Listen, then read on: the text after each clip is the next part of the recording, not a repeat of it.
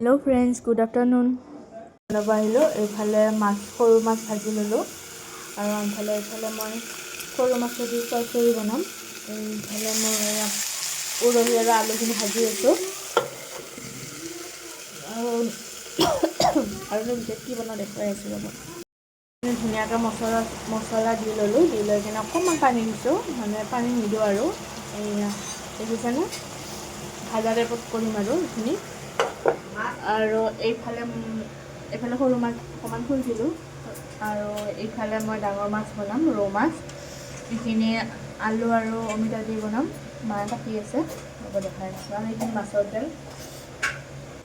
এইফালে মায়ে অমিতা কাটি আছে এইফালে মই মাছ ভাজি আছোঁ আৰু এইখিনি মাছ ভাজা হৈ গ'ল আৰু এইফালে মই আলু আৰু অমিতা এনেকৈ কাটি ল'লোঁ আৰু ইয়াতে সৰুলৈকে ফালি লৈছোঁ ধুনীয়াকৈ ভাজি আছোঁ মাছখিনি মই আলু আৰু অমিতাখিনি ধুনীয়াকৈ ভাজি আছোঁ আৰু ইয়াতে মছলাৰ ভিতৰত অকল জিৰা আৰু আদা দি দিছোঁ অকণমান আৰু বেলেগ একো মছলা ব্যৱহাৰ কৰা নাই আৰু দেখিছেনে কি ধুনীয়া কালাৰ আহিছে আৰু এইখিনি মই ধুনীয়াকৈ সিজাই ল'ম তাৰপিছত পানী দিম আৰু এয়া মাছখিনি ভাজি এনেকৈ উলিয়াই থৈ দিছোঁ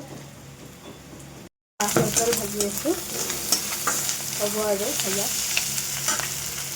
মাছৰ চব্জি ৰেডি এয়া এইফালে মই মাছৰ চটচুটি